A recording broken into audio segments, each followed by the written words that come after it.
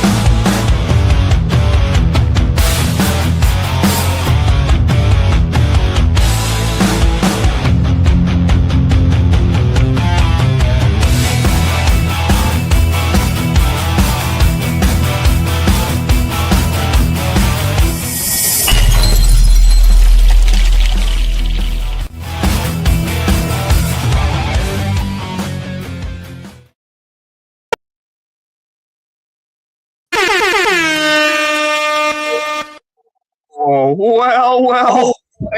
Let me add one more here. Let me add one more. Nikes. We've got a team. I'm going to one-up you right now, bud. We got levels here. Oh. Got some extra shake. With it. Oh, yeah. I mean, it calls for.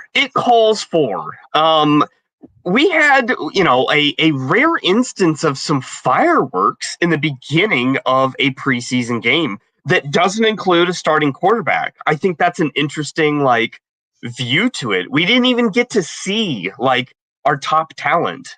And what a crazy game. And I thought you said go, Bo, go. Very much so. And you know what, man?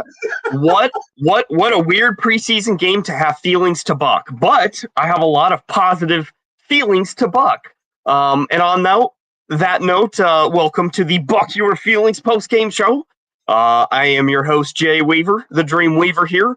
And the usual suspect, my comrade, my cousin, the CEO here, the big guy, Johnny Baki, Mile High Viking.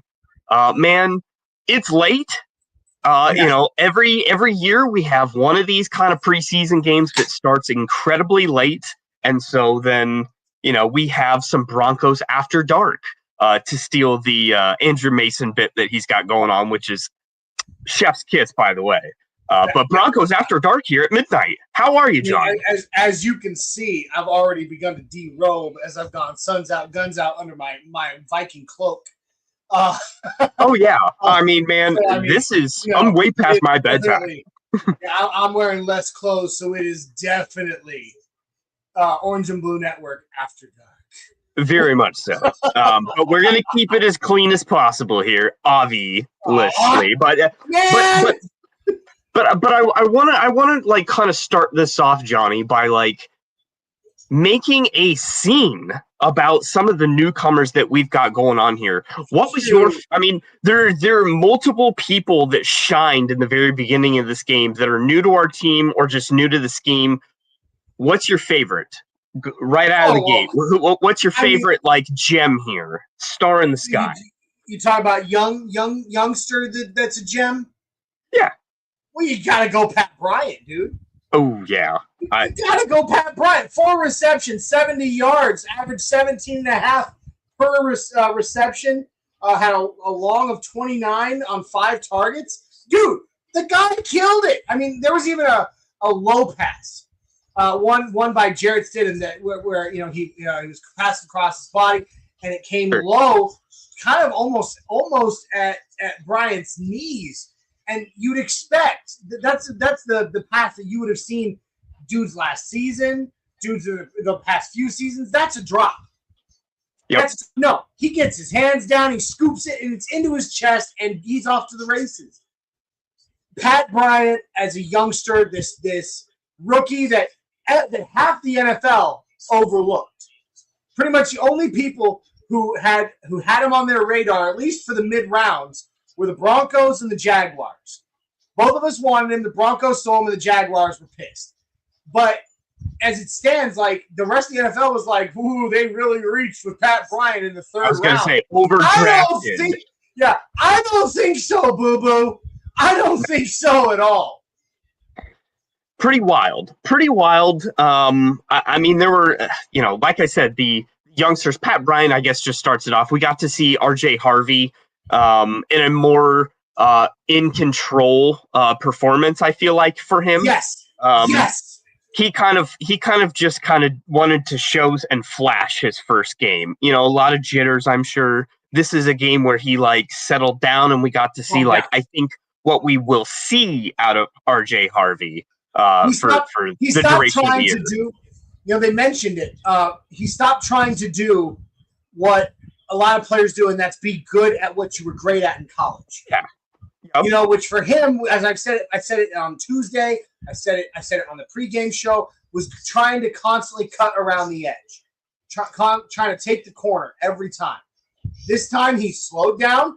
The outside zone scheme, the way it's meant to be played is you run for the edge, but you watch. And if a hole opens in the line, you cut and take that hole.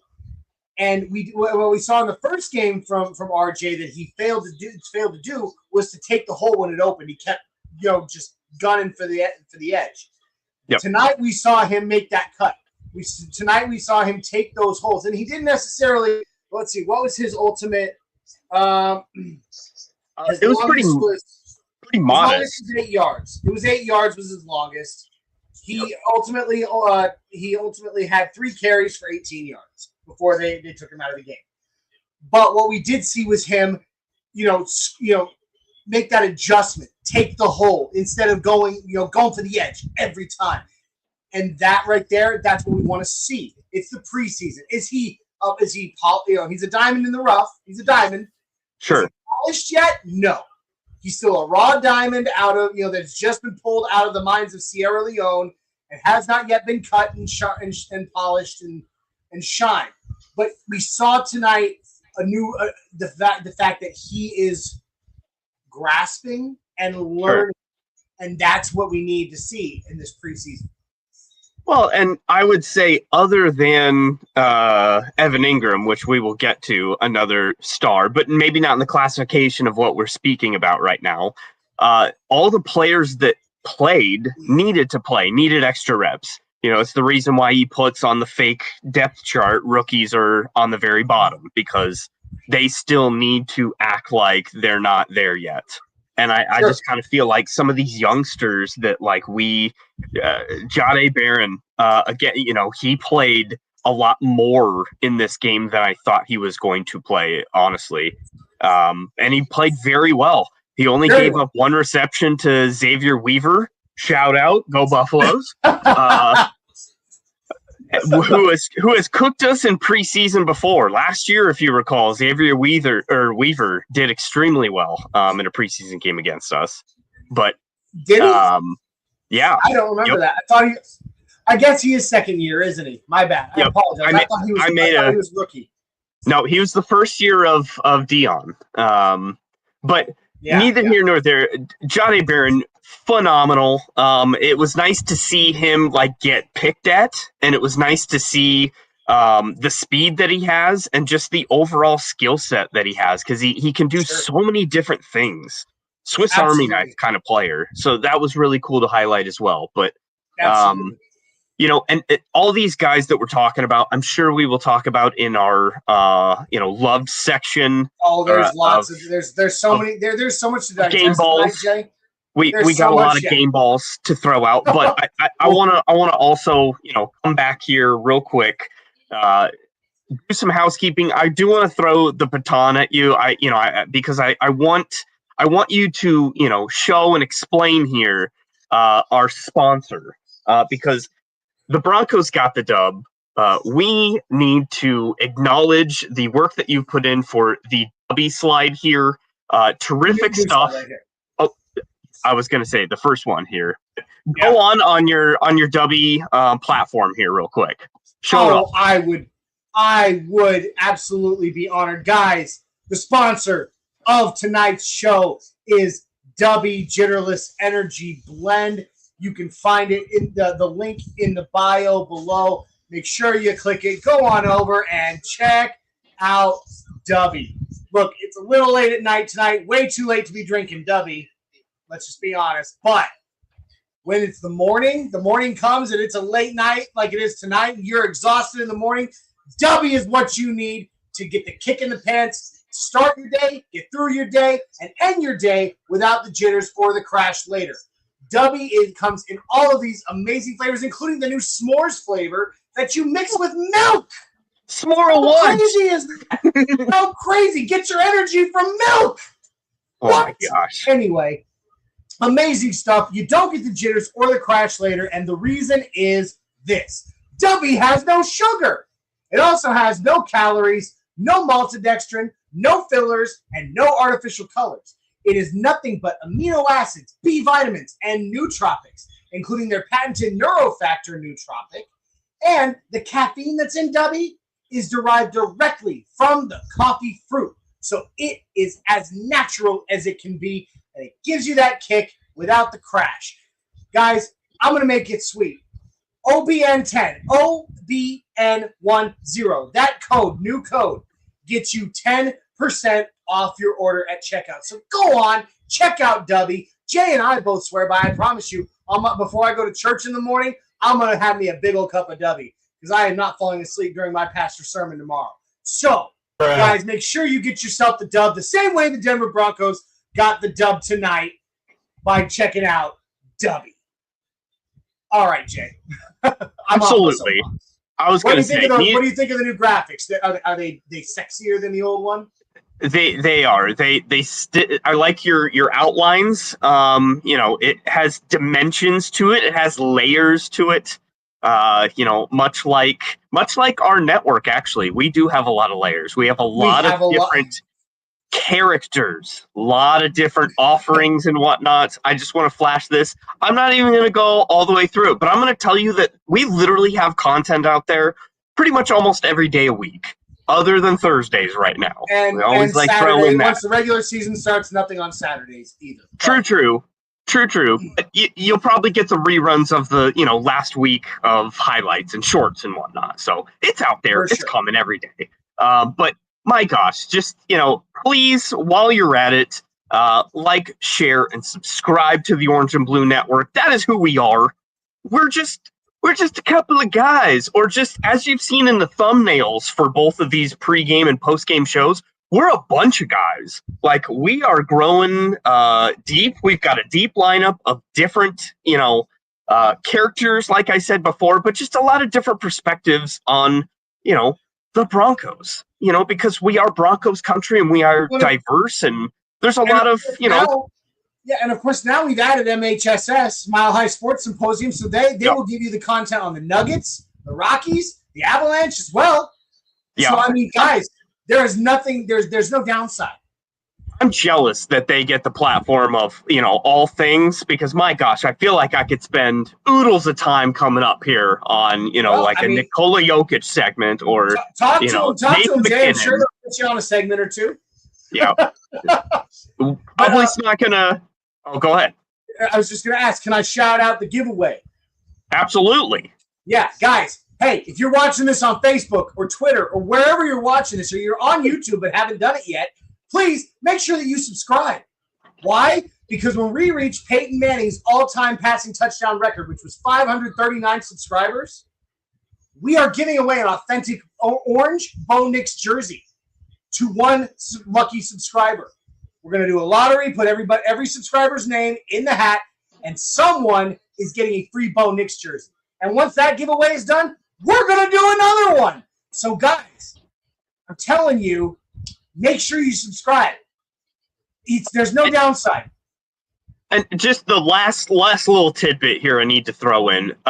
We're also getting stronger around here, and we are powered by Broncos World Order on Facebook.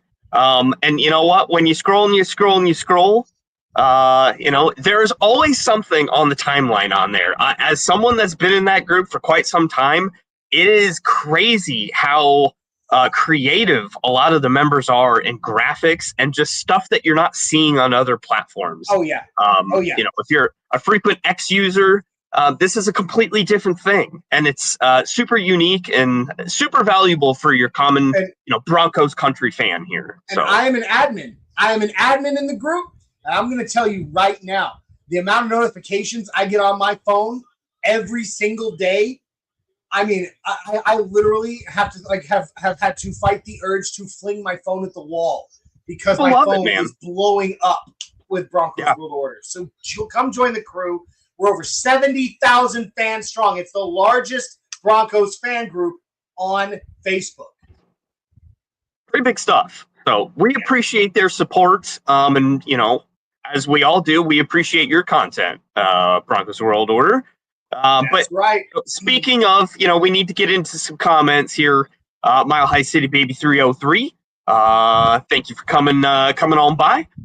We appreciate your support as well. That was an awesome game. It was terrific.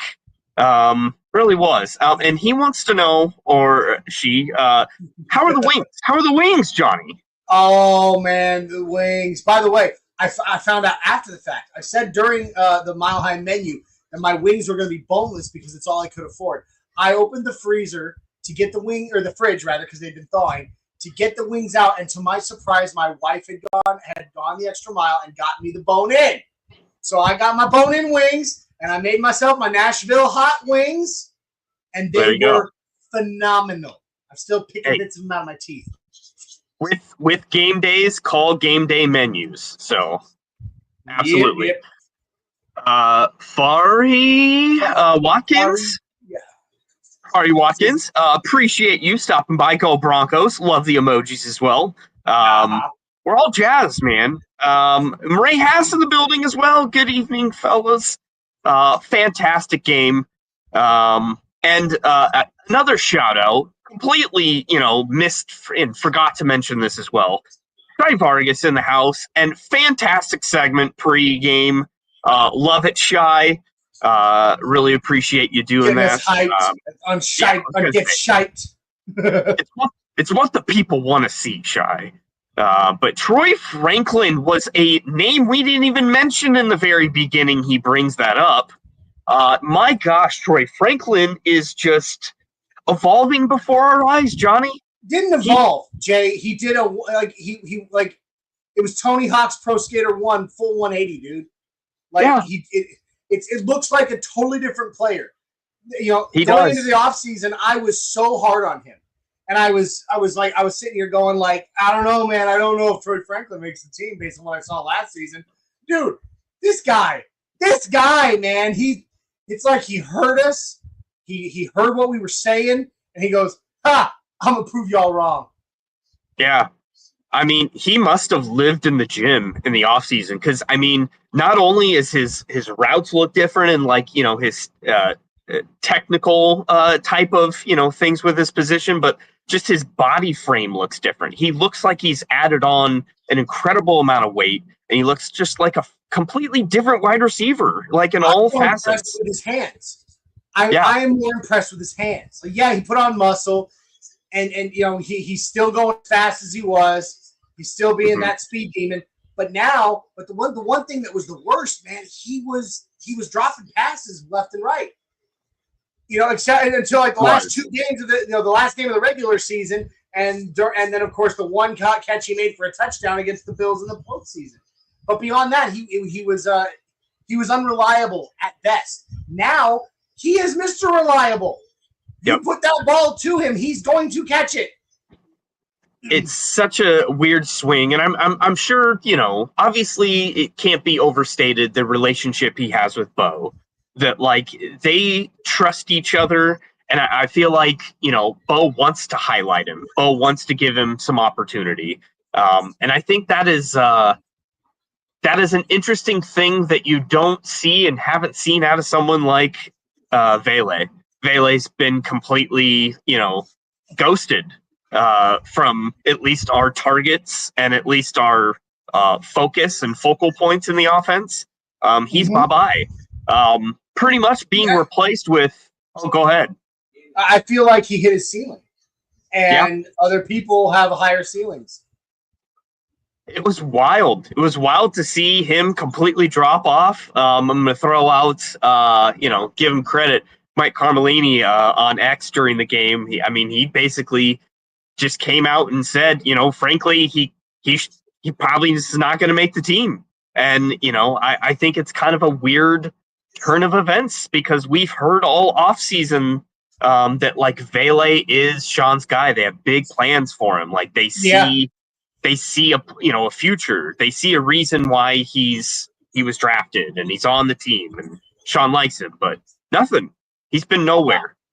Dude, so obviously Court, Mims, Franklin, Pat Bryant, who has just exploded, and then Trent Sherfield. That's 5, and we'll probably carry 6, but that's wild, man. It definitely is quite the change.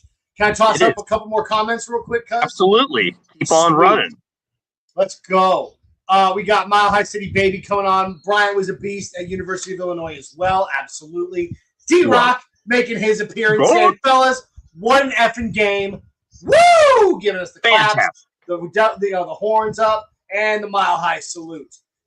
We got he also tosses in there, dude, Jonah Ellis. Real quick, before we get there, I got to ask, because I threw it in the group chat, and I actually asked my family about this on the phone during the game. Look at Jonah Ellis with that smile on his face on the sideline, no helmet, that real slick-looking hair, and that bright white smile. Tell me that dude does not look like he should be up on a billboard on the side of the highway, hurt in an accident? Call Ellis. Like, he looks like he should be a freaking, injury attorney, man. Like, he's got that look. He does. He looks all business. Like he looks like he is always, prepared and, put together. He looks very put together is a great way of saying it. But yeah, man, he's put together on the field as well. Dude, he popped.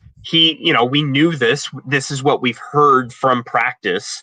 And that's kind of a nice, also a thing of, that's kind of what the first preseason game, at least from what I was hearing, is that was a representation of kind of what we've seen in practice of like, oh, Bo's struggled. Oh, we've had happy feet. Oh, the offense is looking this way or that way. Like these are things that, wasn't a surprise to anyone.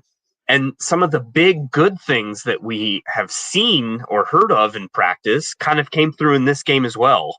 And I think Jonah Ellis is a perfect example of that. Like, he's dominated camp. He's played fantastic. He's gonna get reps, man. He's gonna get on the field. He has to. And he didn't record any sacks tonight, but regardless of the fact that he recorded no sacks, he was constantly harassing the quarterback. He was in their face the whole time, and that's just as important, if not more important, than recording sacks, is putting these quarterbacks just under massive amounts of pressure. We have an embarrassment of riches on the defensive side of the ball. Like, it really is.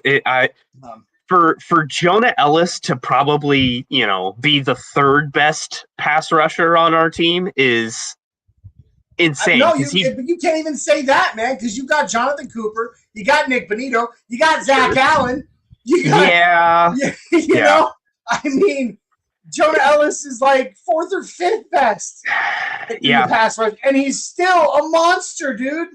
He is, like, and he's got room to improve. Like it's wild, man. It is wild, and I guess that's a big picture perspective of this entire team is like how deep we are.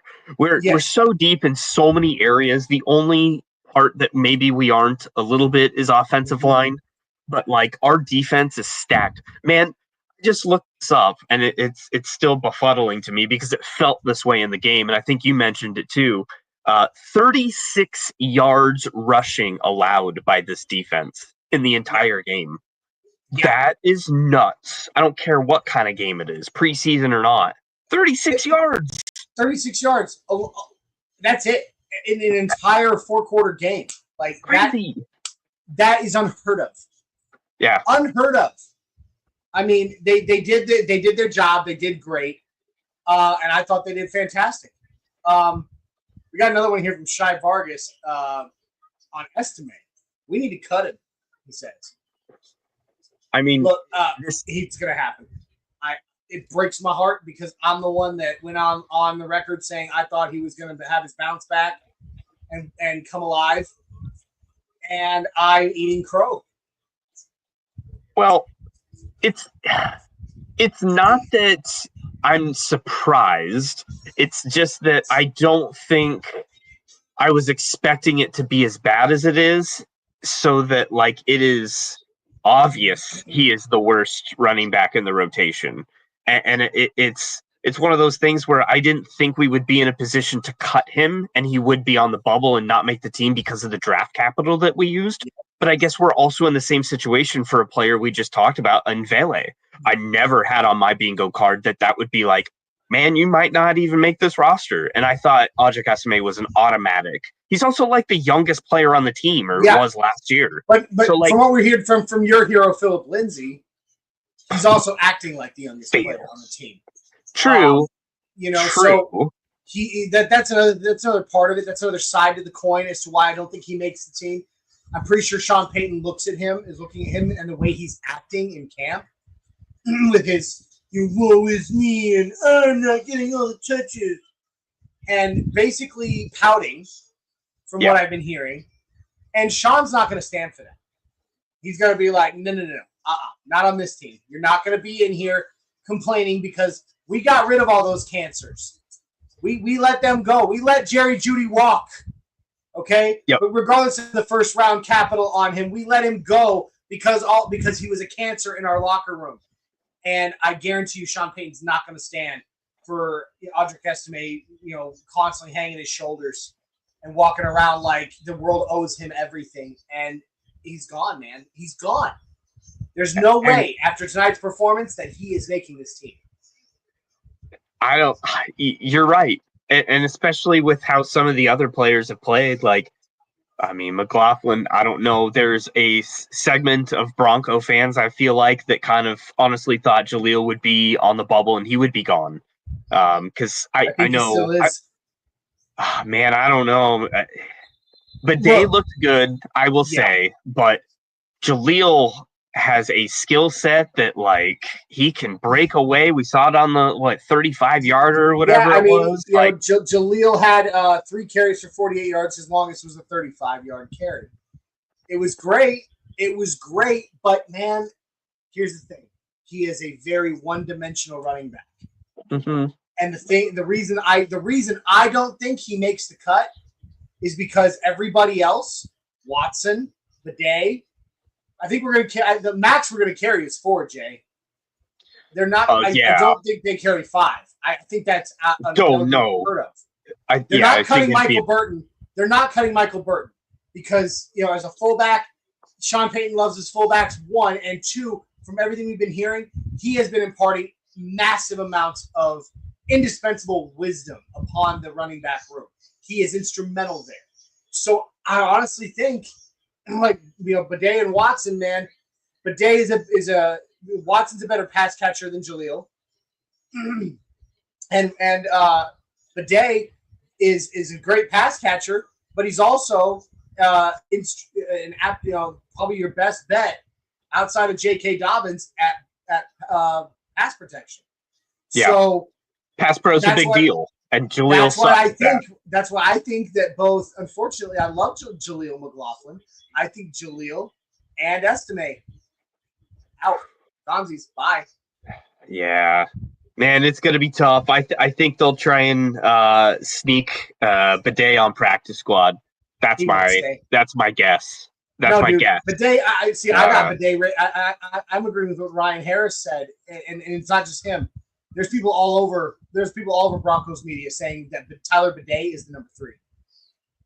I mean, you could make that argument. I mean, that it's we got some clarity in this game, I guess, in the running back room, but it's still not solved. There's still a lot to be played out next game.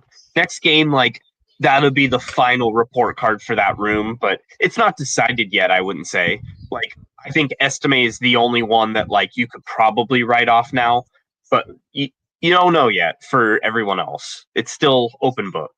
But I will tell you, Johnny, as the president of the fan club, there is going to be one person I'm writing off tonight.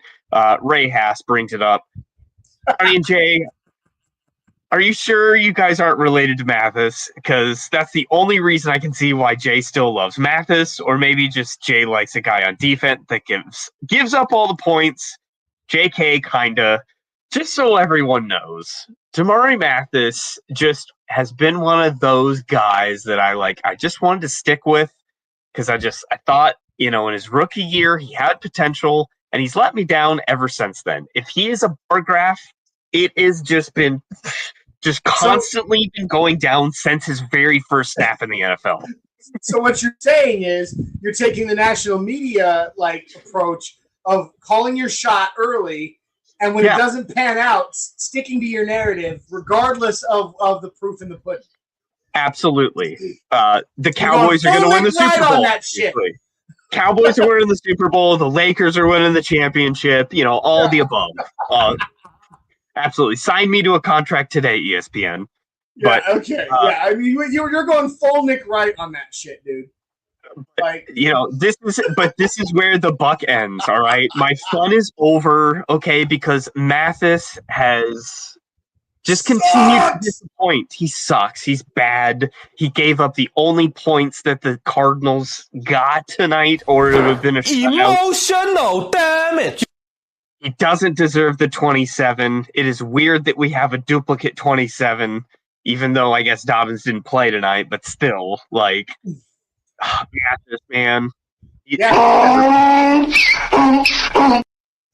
doesn't even deserve snaps. It's over, Jay. It's over. It's over. So, thank you, Ray Haas, for pouring salt in my wound.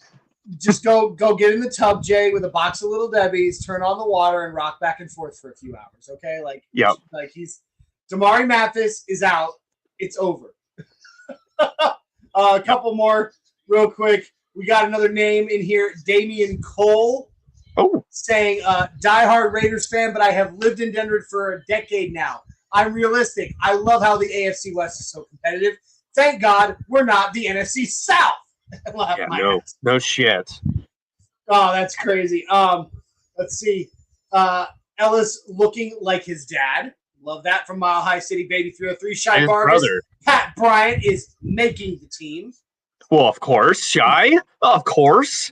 Ray Haas with his wonderful Orange Crush sign. Our depth at wide receiver looks so good. Absolutely. Let's see what else we got. We got a lot of comments. I'm trying to get as many as I can. We got Eric Pabon saying, what's up, Broncos Country? What's up, Eric?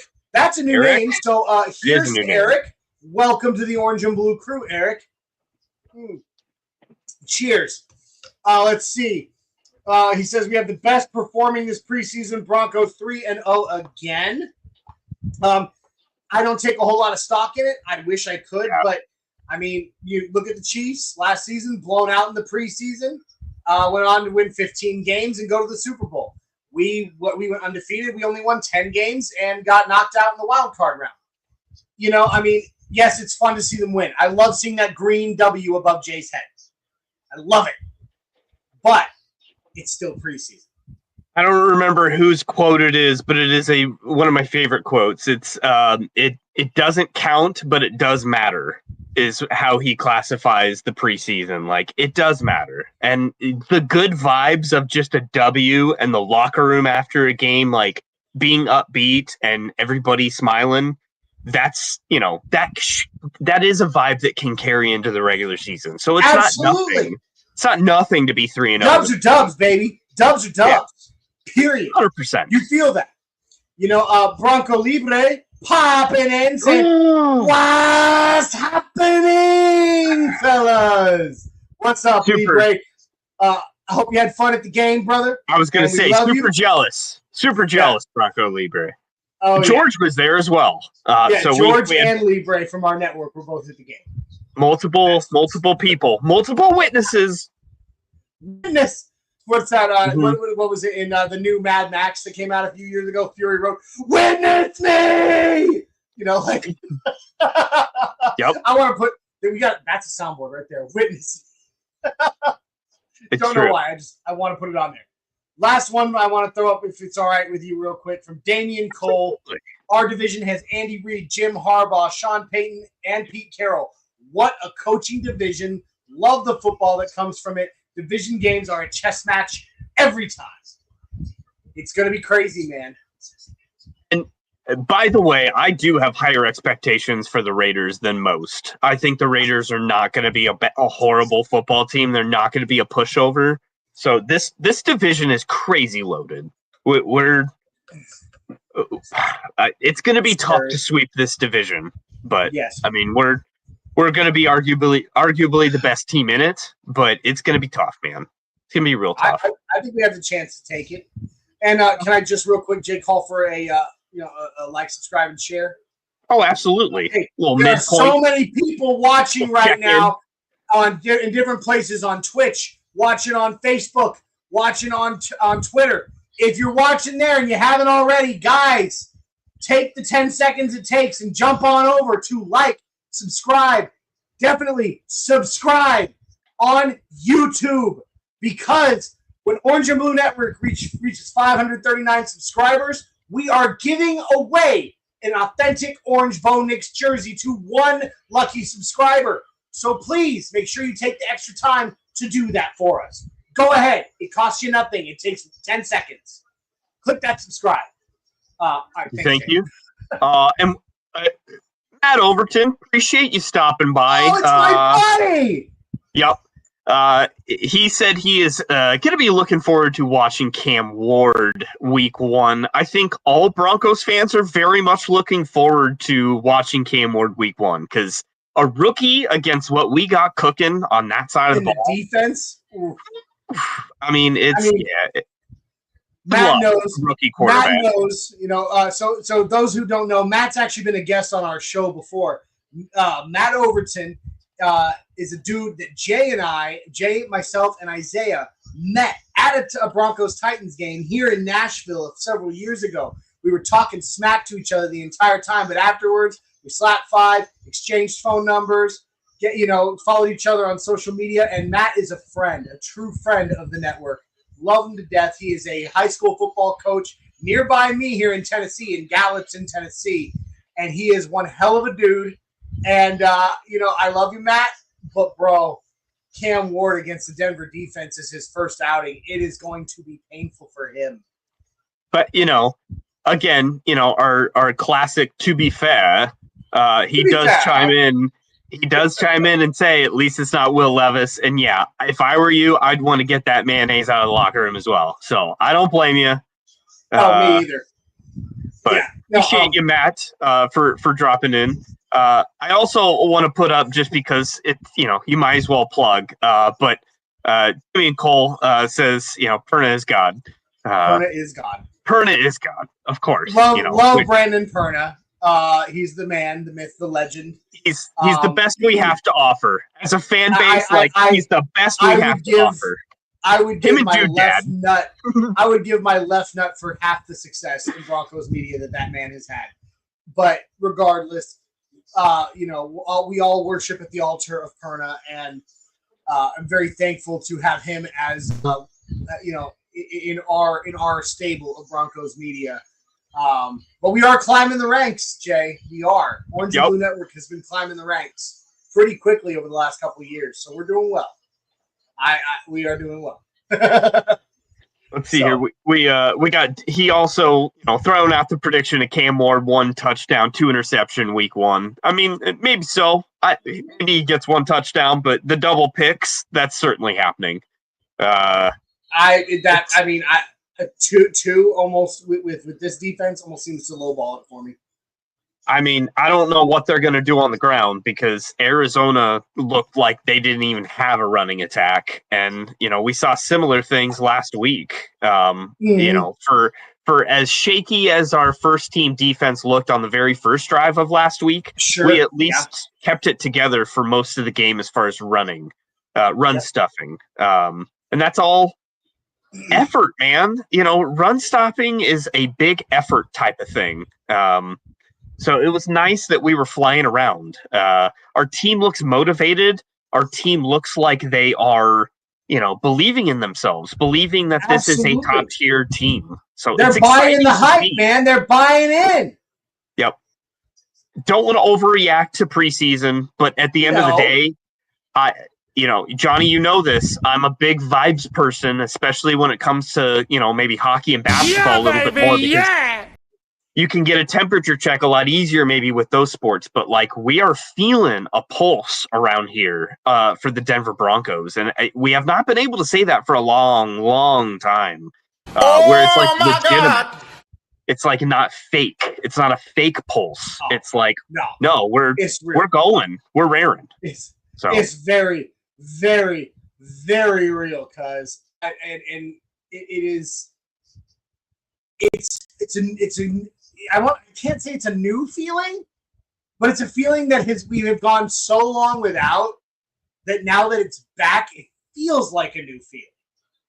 Yeah, it is. It's hello darkness, my old friend, but the opposite. Yeah. So, yes. We're coming back. Absolutely. We're coming back. Love it, cuz. But man, with the good vibes that we're feeling now, and we're going to have, I feel like, a lot of good feelings. We're going to be bucking feelings, and it's nice to move on to, good feelings to buck on these shows. But, I feel like on future shows here, after some of these games, we're going to be throwing around a lot of balls. So I wanted to get that started, if you would, indulge me in this exercise. I will indulge your balls all day, Jay. Okay, well, I appreciate that. So without further ado, who's got the balls? Let's go.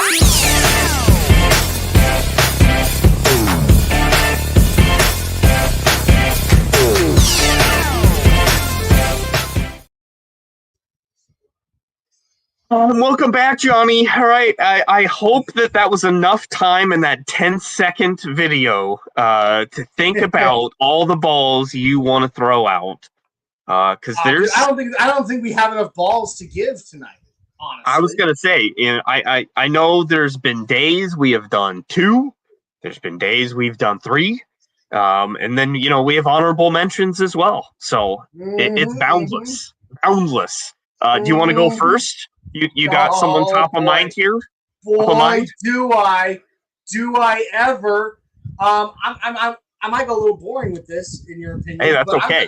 I got to give it to Jarrett Stidham, man. Steady Stidham. Dude, the guy's a backup quarterback. And yet he's out there doing things, leading this team with the just looking like a seasoned vet, looking like someone who could have been a starter maybe in this league at one time or another.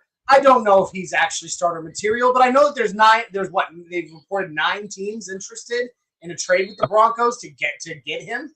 Now, I'm going to say this. I don't think Jarrett Stidham goes anywhere because I think the only reason he'd be willing to accept a trade on his contract would be if he's going to start somewhere. And I don't think he's going to do that. I don't think anybody's going to make him a starter right now. But everybody has interest in making him their backup. So I think he's going to stay. But he comes out there tonight, dude, and I mean he blew it out of the water, 16 for 23 for 240 yards. And that was in just one half of play. Because Sam Ehlinger took over in the second half. He had 2 touchdowns, was sacked 0 times. His rating was 132.5, Jay. That was his QBR tonight, man. That's insanity. Ooh, now, spicy. I want to highlight a specific play. And while the passing touchdown to Troy Franklin was beautiful, and all that, beautiful. The play I want to highlight was not a scoring play. It was, he had scrambled out of the box, and he had escaped, and he was on the move, holding on to the ball, and he starts calling back to Trent Sherfield. And Trent Sherfield comes back towards him, and he lays a perfect pass, knowing full well that he's probably going to take a hit, but that he's also likely going to draw the PI because he put it in exactly the perfect spot for that defensive back to make an attempt and gain a defensive pass interference. And it was because Stidham planned it that way. And that is something that you see from like a 3rd, 4th, 5th year veteran starting quarterback, not your backup QB, in a preseason game. Yep. I gotta give him his flowers for that, man, because that was phenomenal. That just shows his intelligence, his maturity, and I am so glad that he is backing up Bo. You took the words right out of my mouth. We had spoke on Nothing Rhymes on Tuesday about how Bo was sped up, didn't look comfortable, looked like he was overthinking, all those type of things of like the woes of Bo. Stidham looks like he's had this playbook under his belt for like 20 years. Like he looks ultra confident, ultra comfortable. Everything is slowed down for him. I am so looking forward to seeing him. I would think we'll see him next week, but I'm interested to see another performance out of him because he is he should be a starter on a team. Like the way he looks, he looks very comfortable. And my favorite play was the one where he ducked underneath a line to get out of sack after the pressure and throw that floater up to Bryant, which was a great play on Bryant as a rookie, knowing that when the play broke down, he just improvised and got open for his quarterback. Like didn't stop on the route, didn't stop on the play. You don't normally see that out of rookies. But that was a phenomenal play. Dude, steady as hell. We're very lucky to have him. So that's an amazing game ball. Great game. Thank you. Right at I appreciate that. Go ahead, Jay. What's your first one? So my first one is probably the first game ball we've ever given out for this specific situation. I'm giving a game ball to a player that literally had one play. I know exactly who you're going to, and I was hoping you wouldn't because he was my next. We've never given a game ball to a player that had one play, and that was it. There was nothing else to speak about but one play in the game. If it is who I think it is, it doesn't mean it. He didn't mean anything else. Evan Ingram not only contributed 58 yards, but he brought the vibes and the confidence back in this entire team. I was looking at the replay when they showed that play, and you could see the sideline of our team jumping up and down and just going nuts because they know that this is how it's going to be. Like, we've got a vet tight end that can do things that we've never had the personnel to do before. We haven't in over a decade. Sean Payton's playbook is about to go berserk with Evan Ingram. If you're a frequent flyer in fantasy football, I cannot overstate the amount of focus Evan Ingram is going to get in this offense. I believe he's going to be just a tier below Cortland Sutton as far as targets, as far as what Sean Payton is looking for. The new security blanket whoopee of Bo is going to be Evan Ingram. Phenomenal player. I'm so happy we have him. We're going to see great highlights just like that 58-yarder repeating throughout this season. Oh, yeah. So, and, love him. And to add to yours, I mean, obviously I can't highlight another play because he only had the one. One play. But I want to point out, like, one, just his ability to get open. It was fantastic. We already knew going into this when we got him that he has that ability. But highlight his footwork along the sideline. I mean, how many toe taps he made to keep in bounds while on that 58-yard run. He took a hit and he almost got knocked out, but he still managed to lift those knees and get those feet down in bounds and stay in bounds. That is not an easy feat. That is not an easy feat at all. And no pun intended. I was talking about footwork. No, that's not an easy feat. No pun intended, truly. Rex Ryan curves around the corner. What's all that? He said feet. What's all that? Oh, Rex Ryan, your gross foot obsession. Anyway, anywho, what he did, what he showcased, his ability to stay vertical, to stay up and keep on going. The yak, all yards after catch or after contact, amazing. So, absolutely deserves that game ball. He is the perfect personnel for the perfect system switch or focus point switch out of this year, which is the zone blocking scheme. And it is going to benefit the crossing routes off of a play action boot on that exact play that we haven't been able to do. We haven't been able to do for a long time. The last time we tried to do stuff like that was when we had Clint Kubiak. And, we were still trying to do boots like as a primary offense. And the play action did not work. It didn't because we didn't have the personnel. Drew Lock sucked, but man, it's back. And it's a welcome sight because Broncos country, we have long memories like Alex Gibbs' zone blocking scheme. Like that's our baby. That's our history. And so we're back in action with like the type of running attack we're used to having. Somewhere Ruben Drones is, watching TV smiling, watching everything going on. Ruben Drones. Wow. There's a name I haven't heard in a hot minute. Tried to make, the most, Orlandis Gary or like the most crazy person in that era of like, wow, you were 1,000-yard rusher? That's insane. Like, I am dropping, who the hell are you? I am dropping the Mile High Viking cloak because I'm going to be honest with y'all. It is hotter than the devil's butt crack in here right now. And I'm out. I can't keep wearing the fur. So I'm going suns out, guns out for the rest of the show, but I will maintain my face paint and my Viking hat. You are in the South. You are in the South. That's tonight. That's how she goes. Tonight. And I lost my mouse. Where did my mouse go? Uh-oh. Retro Raggy. Found it. All right, here we go. All right. Well, you're up for another game ball. Where are you going? I'm up. All right. Well, we already mentioned this young man earlier in the show, but he absolutely deserves a game ball, and that has to be Pat Bryant. I feel like there's believe it or not, it's been a while since we've been able to go this way. It's a very offensively heavy game ball session.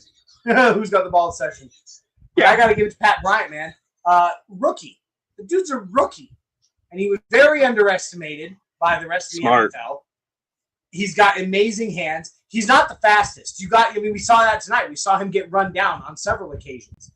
He's not the fastest. But what he lacks in speed, he makes up for in his route running and his footwork, which allows him to get this incredible separation for somebody who's not so fat and so quick.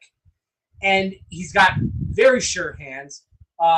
Ultimately, he had 4 receptions for 70 yards, a long of 29 on 5 total targets. So only one pass he didn't catch. And if I recall, it was actually because he was very well covered and it was knocked down.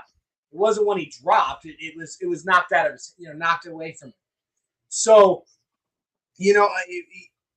I feel like this young kid has high potential and a very, very bright future. And what we saw tonight, like I said, I'm going to go back to that play that I talked about. And again, not a scoring play, but one that I feel like definitely highlights just how sure, at least for his hands, how sure his hands are. And that's a low pass, almost at the knees by Jarrett Stidham. While he's on the run, manages to get those hands down there, still scoop the ball and get it up against his chest and move. That was, just in the last few years, I said it earlier, and I'll say it again. In the last few years, that particular pass would have been an incomplete pass with anybody else. And I was amazed by it. And so I feel like Pat Bryant absolutely earns that game ball. Big E's in the house, Jay. Oh, what up, Biggie? Throw you up here. How's everybody doing tonight? Doing Probably just as good as you are, Big E. Not too shabberino, soaking in the vibes of a dub. Throwing out some game balls right now. That's a really good one, man. Pat Bryant, as I stated before, that specific play that Stidham threw that floater up, after the pressure came and the broken play, and Pat had the wherewithal to keep running, keep finding somewhere to be. That was one of the biggest admirable traits that Demaryius Thomas back in the Tebow year, of that Tebow just everything broke down. Nobody knew what the hell they were doing. After he just started running out of the pocket, DT never gave up on any play. And Pat Bryant really reminded me of that kind of awareness thus far. So man, he's got a huge future. I could absolutely see Pat Bryant being a number one wide receiver on our team in the future here. So sign me up, man. I'm all in. All right, that means it's to you, cuz. Who's your second game ball? Yeah, and I'll keep it in that room. Troy Franklin, man. Absolute evolution, absolute development, a huge jump in so many things, so many elements from last year that he was missing. I know that, we already sung his praises earlier in this show, but man, the one touchdown where he hit his hands and only raised his hands up to catch the ball at the last minute when the ball was there. That's the kind of heady play that we didn't have any inkling to last year, that he had that skill set. He was just a burner. And he's just added so much to his game. Yeah. 2 touchdowns tonight. He was feeling himself. And that's a home run hitter. We talk about that with a lot of running backs, but Troy Franklin is I'm going to take it to the house if I touch the ball kind of player. And you can never have enough of those. So he's going to make a huge difference this year that maybe he didn't last year. So can't wait to see what he does this year. Couldn't agree more. And I'm gonna kind of highlight it a little bit more, on that on the evolution of Troy Franklin, in that, talking about that touchdown pass. I believe we're talking about the same one, but I'm going to highlight a different aspect of it. In that, I believe that was the second touchdown from Stidham. Correct. His second one. Yeah, his second one. On that play, Stidham looked downfield, knew Franklin was not looking, still put that pass up. And that ball was almost 3/4 of the way through its arc before Troy Franklin turned head and located it.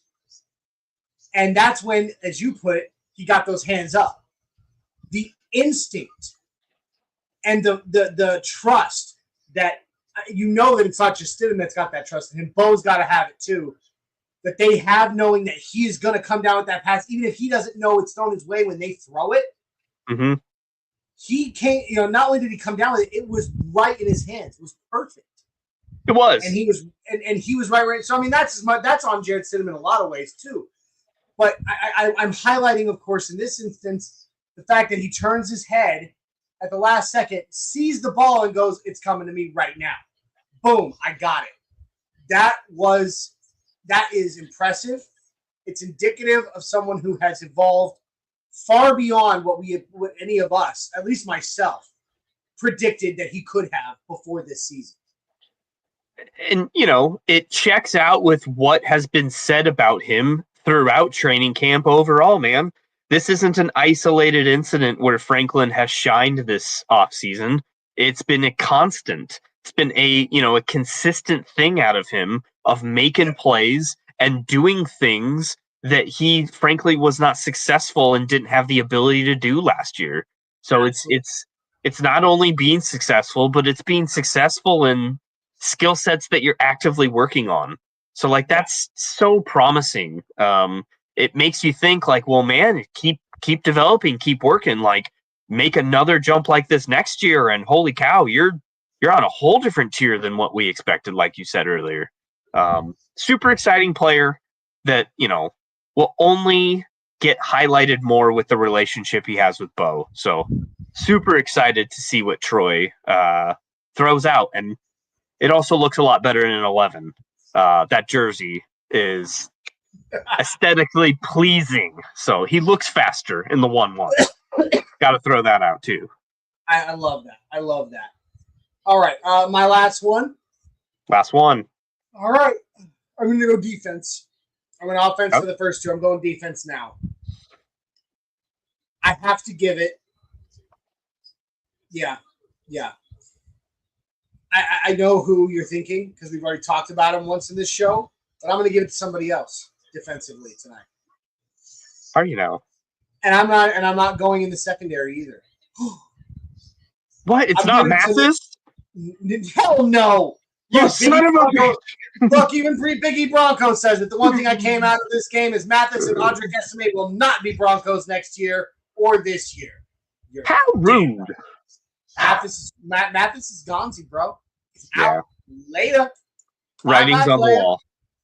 Bye, Felicia. No. Yeah, bye, Felicia. But no, I'm actually going linebacker on this one. I'm giving mine to Lavelle Bailey, who has been an outstanding dude in camp in the absence of Dre Greenlaw and even a little bit of Alex Singleton being out as well. He has performed insanely well during camp. But tonight, he led the team in tackles, man. 5 total tackles, 3 of them solo. Hey. And he was instrumental in stuffing that run, as you talked about, Jay, holding them to only 39 rushing. The Cardinals only 39 rushing yards on the night. It's insane. Without Lavelle Bailey in there doing what he was doing, closing that gap, wouldn't have happened. So, I got to give it to him. We've been worried about the depth at the linebacker position, but I feel like at least for one of our backups, some of our depth right there, we've got a good dude, a guy that I'd be confident will be okay on the field, should he need to be. So I'm giving it to Lavelle Bailey, man. Well done. 5 tackles, 3 solo. And there were several times that I saw him go through the line and was harassing the quarterback alongside Jonah Ellis.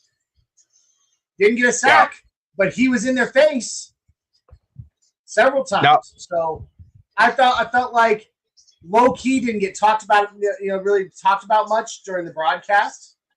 But I was watching and I saw him.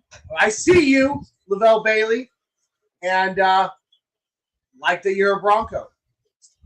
Okay? No, that checks out. We've been having the discussions of, oh crap, now that Drew Sanders is out, like who's going to replace him? Who's going to step up? And Lavelle Bailey, well, I mean, we've all been singing his praises, and he's been the hot name of like, oh, watch out for him. Still interesting to see what we end up actually seeing out of Alex Singleton when, tires hit the pavement here. But it's nice to know that Lavelle Bailey at least is a serviceable linebacker, if not, a up-and-comer that could possibly, play meaningful snaps this year. But wait! There's more! I mean, there's more to come. There really is. So he's obviously making the team. We'll see if Justin Sherrod makes it. Again, he's kind of been quiet, not a whole lot going on for him. So it'll be interesting, man. That inside linebacking room is going to be interesting. That's been, topic of discussion for quite some time as far as depth in that room. So that's a good sign. my last game ball. Yep. I mean, I was going to give to Jonah Ellis. Jonah Ellis had great vibes. He looked great. We already kind of spoke about him in the beginning of the show. Didn't have necessarily the stats for tonight. So he's my honorable mention. He's not getting this game ball. But I wanted to at least throw his name out, Jonah Ellis. He deserves that. Jordan Turner, number 55, preseason darling. 1.5 sacks, 3 quarterback hits. He was in the backfield just a lot. He jumped out, and he's a unknown name that's, again, is like the preseason darling that, like, man, that's a nice stat line. That's a nice line item. Don't know if you're necessarily going to make this team, but you might make another team. Enough to make coaches sit back in their office the next 2 weeks scratching their heads about what they want to do. Yep. It was a great X or some Twitter post out there today of like, well, basically the synopsis of all the preseason games I've watched so far is the adage of, well, that was a great play, maybe for another team in the future, but not for this team. Great play though. Jordan Turner looked really good. So, maybe keep that name in mind for future NFL news as we chug on down. So absolutely, he deserves a game ball in the preseason. Someone does like that. Yeah, absolutely. I got to give some honorable mentions as well. I've got 2 guys here, both defensive players that I feel like deserve honorable mentions. One is Jahdae Barron. Like you said, he did give up a reception. But I mean, to Xavier Weaver, of any person that he's going to give a reception up to, Xavier Weaver, he deserves that. Sure, brother from another mother. But looking at his stat lines tonight, 4 total tackles, 3 of them solo, and he had 1 PBU as well. He was active. Of course, he was very active, and he looks good for a rookie, for our rookie. Yep. I like what I'm seeing.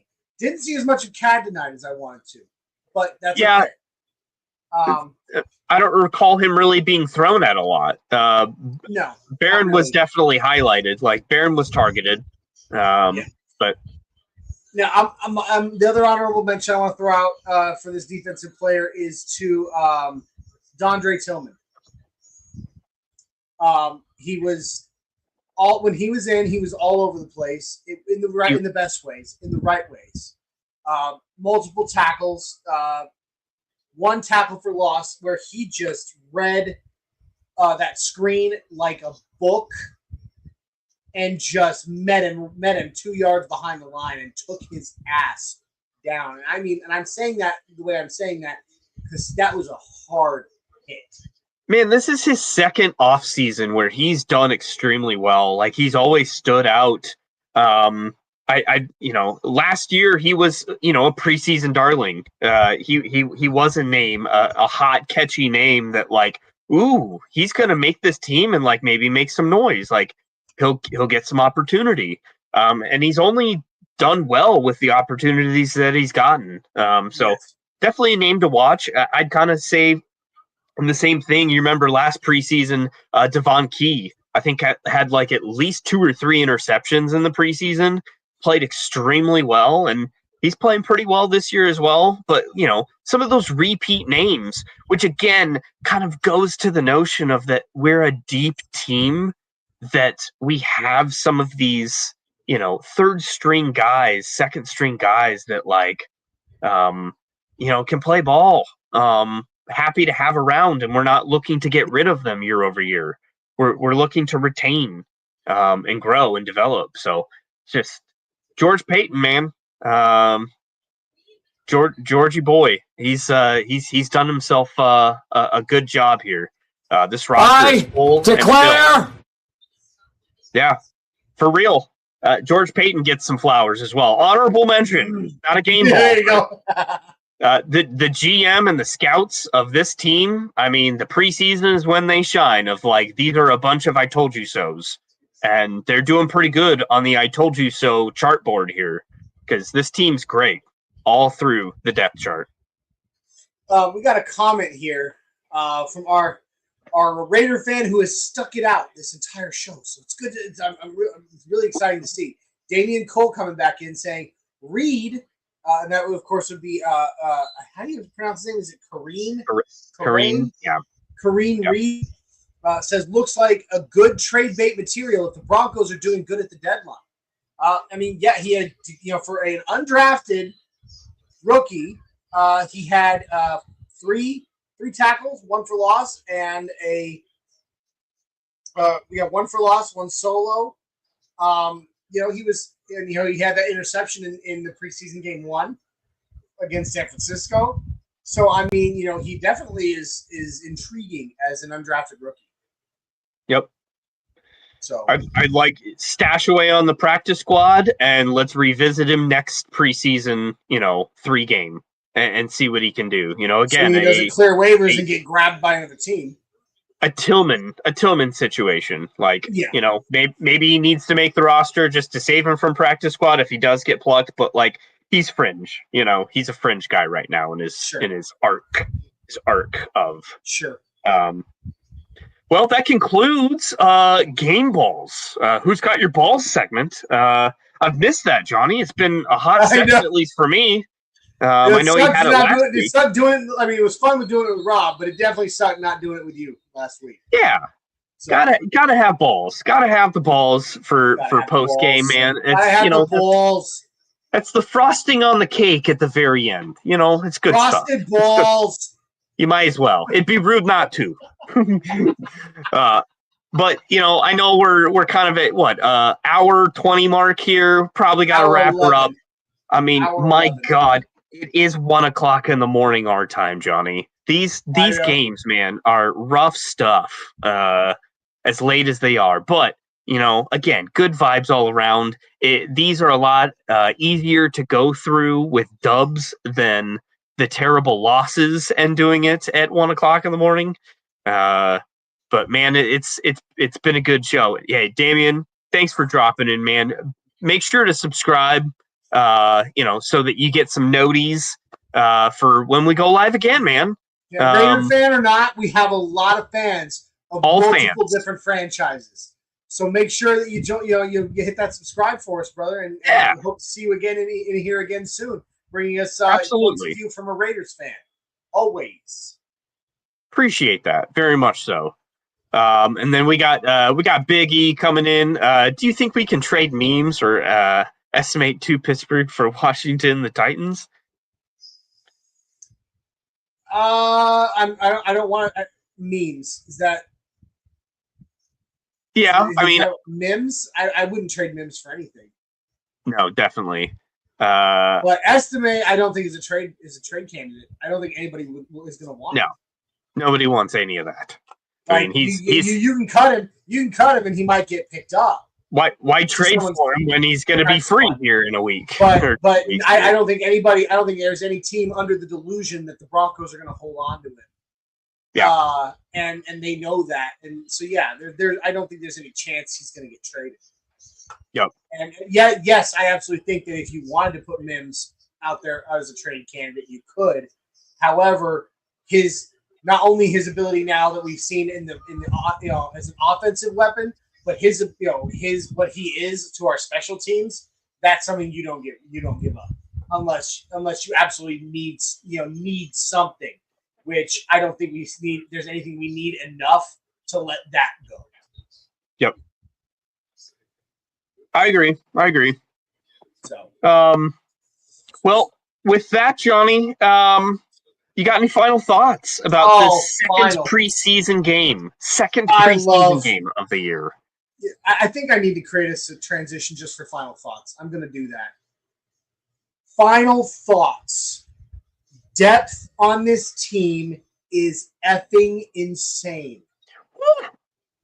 That is there is no other thought that I can really quantify other than that tonight. Is that the depth on this team, not at any specific position either. I'm talking about team depth, which is something we have never been able to say, honestly. Oh my God! I can look back to the 2013, 2015 seasons, as much as I can remember from the 97, 98 Super Bowl seasons and things like that. And I can still remember there were positions that were weak. that had weak depth. I do not see weakness in depth on this team. Are we a little thin in a few areas? With like maybe an injury, say like Drew Sanders. Yeah, there's maybe a little thinner than I want it to be. But as far as depth goes, this is the best depth, in my opinion, this team has ever had. Yep. And I cannot wait. Not that I ever want to have to test that depth. The fact that it's there is Jay loves to use the word that I used for my Army poncho liner. Having that whoopee. Yep. Yeah, that's what the poncho liner is called in the Army, Jay. We call it our whoopee, and we sleep with it every single night, and I still sleep with it. Don't mock me. Don't make fun of me. Having that whoopee, having that safety blanket, dude, like I said, not that I ever want to test it. I don't want to have to test it. The fact that it's there is a thing of beauty, and it cannot be understated. That is my final thought. All right. I mean, that's a good final thought. I mean, the depth is there. That's why I gave some flowers to George Payton. These are the I told you so games of all of the, guys that are scouting in regional areas of the country for our team that like, yeah, I got this guy. Like, this is the undrafted free agent that's going to make some waves that has potential. And these are the kind of games that those players show out. But my final takeaway is just, man, we're back. We've got amazing vibes. We are going to be a legitimate force in the AFC West, all, places in the NFL. Like, we're not going to be a joke any longer. So as much as I've thought about like, oh crap, I'm scared to go to Kansas City on Christmas Day, national television in front of all your family. I'm going to be there. I'm not scared. I'm ready to go. I'm all in on this team. I'm all in on these coaches. I'm all in on everything this team represents. And I know, again, this is preseason. We don't overreact, but I'm going to overreact because we have not gotten a come to Jesus meeting yet about this team of like that things are bad or there's, things are rough. Like there haven't been any gut checks yet. And I don't want any. Let's keep the vibes going, man. Next week versus the Saints, 59-0. Let's blow them out of the water. Sean Payton would love to do that. That I'm is sure. a very shy Vargas get shy take. Absolutely, I love it. 100 to -7. But I do have one last thing, if I may, before we get out. And Absolutely. This is on a more personal level, but it is still Broncos. And we will definitely be addressing this, and I will probably have a tribute put together on Tuesday for the Nothing Rhymes with Orange and Blue podcast. But I got to give from me and Jay, because of our personal family connection to him, our unending love and condolences to the family of Lionel Taylor tonight. Lionel Taylor, my mother, Jay's aunt, was best friends with Lionel Taylor's daughter as children, and they're still in contact. And we have already expressed through my mother to her, to his daughter, our condolences as the Orange and Blue Network. What an incredible man Lionel Taylor was. I never had the good fortune to meet him personally. But still, the stories that I got from my mother, and just the constant. I have his jersey, a signed, stitched jersey by him, along with an autographed photograph of him up on my wall. What a legend! And just massive love from Broncos Country, from Orange and Blue Network, from myself and Jay, from the Weavers, the Weaver Boys, and just. Thank you for everything you brought in your time to Broncos Country. Because if you don't know who Lionel Taylor was or what he accomplished in the 1960s, or even beyond when he as a coach in the NFL, you definitely should go look it up because Lionel Taylor while a Denver Broncos legend, a Ring of Famer, inaugural Ring of Famer at that, will likely, unfortunately, never make the Hall of Fame because he never played after the AFL-NFL merger.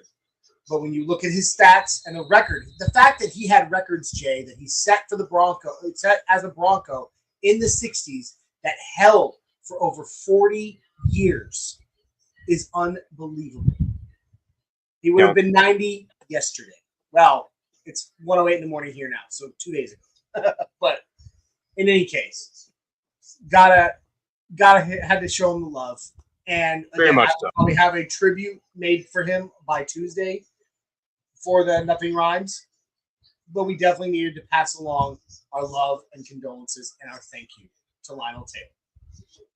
Absolutely. Very much so. Well, with that, Johnny, fantastic night, 27-7, beating those Cardinals. Really appreciate you being here. Broncos Country, always appreciate you. And again, just end, please go find us. Orange and Blue Network. Like, share, and subscribe. We are on all your favorite platforms. So go find us for more content. We have content almost every day of the week because we love Can I give one last thought, Jay? And this is just a quick one and an observation of what I'm looking at right now. Yep. And that is the vibes in Broncos Country are so immaculate right now. Here we are in most places probably midnight. For us, it's 1 a.m. We still have 47 people watching live at this moment. That is how immaculate the vibes are, is that nobody wants to step away. It feels amazing. Oh man, I can't wait to see this in week 10, week 12, man. I mean, this is the second preseason game, for God's sakes. Like, it's only up from here.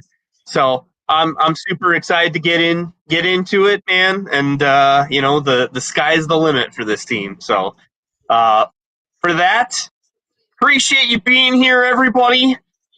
This has been the Buck Your Feelings post-game show, and we will end with a dub, and we will see you Monday night for Broncos Bros. So that is the next Monday midday for Orange and Blue Blitz. Touche. Very much so. So catch ya on the flip side, and mile high salute to y'all. Go Broncos. And let's do it to it, Broncos fans. Let's go. Go Broncos!